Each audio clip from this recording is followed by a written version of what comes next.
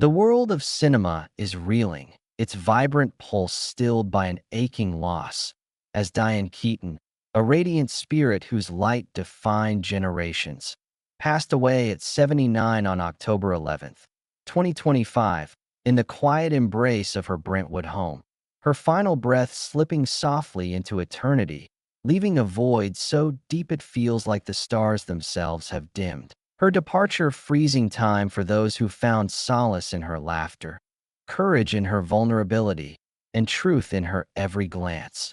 A woman who was more than an actress. She was a movement, a beacon of raw humanity who reshaped love, pain, and imperfection through films like The Godfather and Annie Hall, her quirky charm and fearless heart rewriting what it meant to be a woman on screen. Yet behind her iconic smile lay a life of silent struggles, unspoken heartbreaks, and a loneliness that wove itself into her art. Her passing not just the loss of a star, but the fading of an era. A monument of grace and grit now silent, her laughter a whisper in eternity, urging us to honor her by pressing the like button as a tribute to a soul who gave everything, and to write R.I.P. Diane Keaton in the comments as a candle for her light to shine forever. Born January 5th, 1946, in Los Angeles, Diane grew up under Hollywood's golden haze, where dreams glittered but emotions were buried.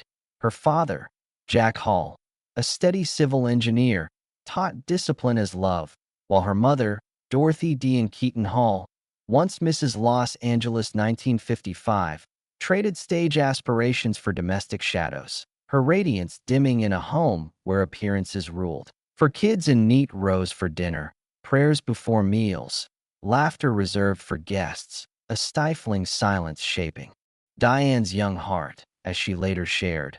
We didn't talk feelings, we lived inside them. A confession heavy with the weight of a childhood watching her mother's dreams erode, not in a blaze but in quiet surrender, dishes replacing applause, exhaustion overtaking beauty. Diane, at 9, standing in the kitchen doorway, seeing her mother's forced smiles, vowing, as she wrote in her memoir, "My mother's life was a warning, not a path." Rejecting the 1950s ideal of picket fences for a dream of stages, scripts, and a life she could craft, her defiance earning her labels. Difficult, odd.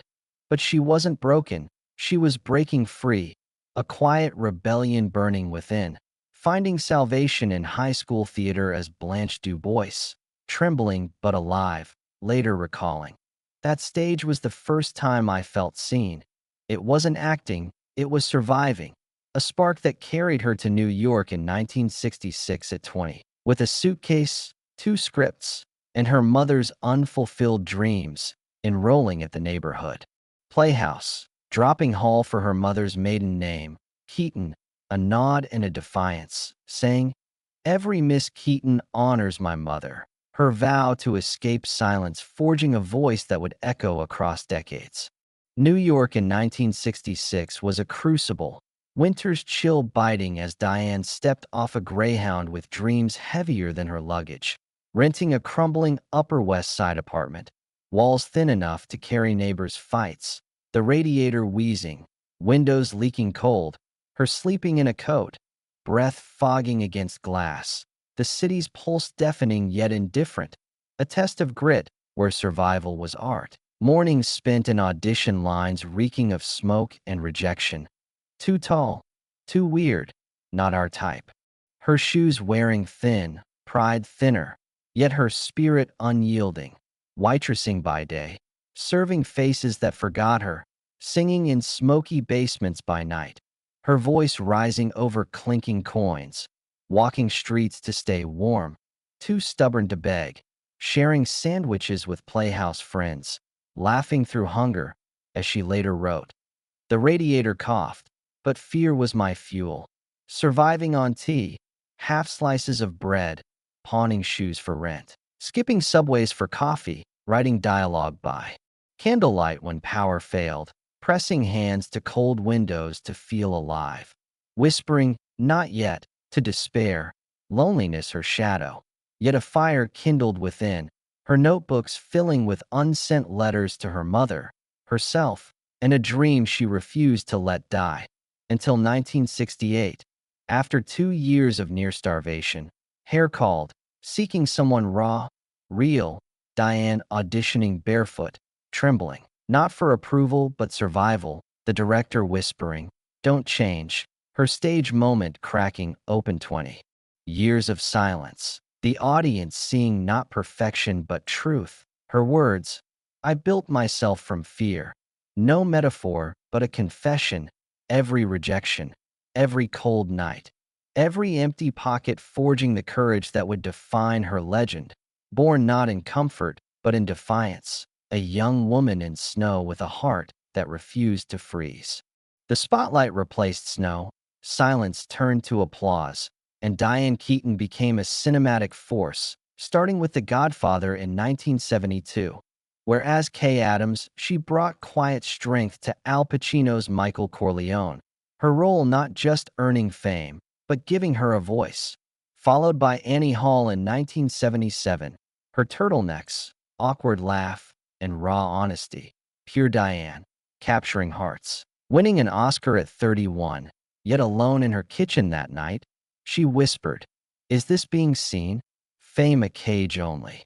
She felt, each script asking, "Can you top this?" Her sleepless nights spent rewriting scenes, chasing an impossible perfection, driving through LA to feel alive, admitting, "Success didn't make me whole. It let me break publicly." Reds in 1981, directed by Warren Beatty, draining her heart, leaving her crying in her car, not from sadness but exhaustion. The film's acclaim hollow against her inner void. The mid-1980s bringing flops like The Little Drummer Girl, a $4 million loss at the box office, critics harsh, her confidence slipping. Yet she retreated not in defeat but to rebuild, turning to writing, directing, and quiet reinvention, telling a young actress, "Applause fades, work saves you." Learning that glory burns, that greatness is endured. Her unseen hours, 3 a.m. rewrites, tears behind doors, showing up when the world moved on, defining her more than any award, proving the brightest lights cast the loneliest shadows, yet she embraced them, finding herself in solitudes. Sacred quiet. Love, for Diane, was a wound that never healed, her heart tethered to Al Pacino. Met in 1971 on The Godfather set, she 25, alive with hope, he 31, a brilliant enigma. Their bond not a fleeting spark but a quiet symphony, a recognition of shared ache, as she confessed, "I was crazy for him from the start."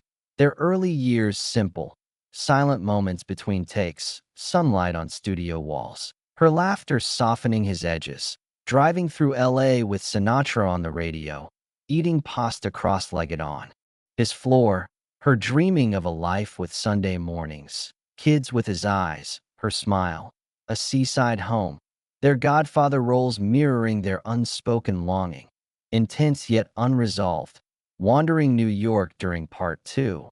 His Shakespeare quotes met with her dawn-bright laughter, she hoping, "If I keep showing up, he'll see me." But Pacino's fear of commitment caged his heart, as he later said, "I avoid doors to pain." While Diane walked through them, by 1990's Godfather Part 3 in Rome, at 44, hope flickered, their villa dinners under fairy lights feeling like destiny. Until one golden dusk she asked, "Marriage or goodbye?" Her voice a surrender, his silence her answer, shattering her, packing her dreams with wine-scented clothes, leaving as Rome woke, her plane rising over a city she'd never reclaim. Days later, her father's brain tumor diagnosis doubling her grief, hospitals blurring into loss, therapy her lifeline, confessing, "I kept asking him to love me like I loved him," learning some love by leaving. Choosing solitude over chasing ghosts, adopting Dexter in 1996 and Duke in 2001. Calling them the loves that stayed. Her laughter returning, tinged with eternal softness, her roles aging with her. Funny, brave, lonely, telling her truth. Heartbreak teaches you to walk wounded. Her 2017 FI honor, bringing Pacino's trembling. I love you forever. Her smile steady, having grieved every tear in private, accepting some love's haunt gently, changing her not by staying, but by leaving, making her proof that vast hearts outlast lifetimes. Grief struck again with her father's collapse weeks after Rome, his brain tumor stealing the man who steadied her, his quiet support. Waiting outside auditions, smiling. Next time, kiddo. Her anchor, his death leaving a silence that reshaped her, months of cold tea, burning lamps, and therapy unspooling years of waiting to be chosen. Her reflection a stranger, friends fading, her house echoing absence. Yet from this rubble she rebuilt, not waiting for salvation, but crafting it, learning. Solitude was her home, her strength born in quiet defiance. In her 50s, motherhood redefined her, Dexter and Duke filling her home with laughter, treehouses replacing sets, lunches replacing scripts, her saying, I thought love was done, then they began everything. Her Brentwood home a sanctuary of light, sage, and lavender, where in her final years she walked barefoot, whispering to trees, we're still here. Her October 11th, 2025, passing peaceful. Found by Dexter in her library. Teacup warm. Journal open to words about love. Her children mourning in. Her garden. Choosing candles over cameras. The news breaking at dawn. People announcing. Oscar winner Diane Keaton dies at 79. Fans flooding her Brentwood gate with flowers. Turtlenecks. Notes. You made us brave. Hollywood weeping. Pacino calling her his quiet mirror, Meryl Streep hailing her vulnerability, Steve Martin her wit, Woody Allen her uniqueness, Bette Midler her brilliance, Leonardo DiCaprio her kindness, Kimberly Williams Paisley her laughter through heartbreak, the Academies. Reel of Annie Hall, Reds, and Something's Gotta Give stirring tears, her voice saying, Love is the risk I'd take again. A generation mourning not just nostalgia, but a mirror of their souls. Her $100 million estate, earned, not inherited, reflected her hands-on spirit. Her Brentwood home, worth $30 million, a masterpiece of reclaimed wood and photographs. Her restoration of a 1927 Beverly Hills estate sold to Madonna for $6.5 million. Sullivan Canyon's $28.9 million gem, her Mercedes Pagoda and G-Class SUV, her turtlenecks and hats, all preserved with care, her wealth split between Dexter, Duke, and causes like the National Trust for Historic Preservation, Los Angeles Conservancy, and mental health initiatives, her journals noting, don't sell the garden, let it grow wild. That's where I'll be.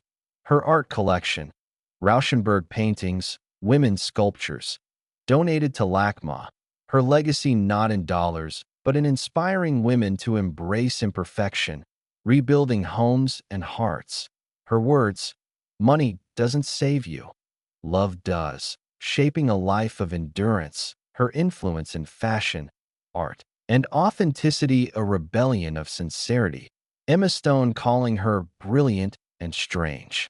And Hathaway her compass, her laughter a sacred note in the wind, her children feeling her in sunlight, fans in her films, her silence now a holy hum, urging us to like as gratitude, right R.I.P. Diane Keaton, as a promise her light burns in us, forever shining where love never dies.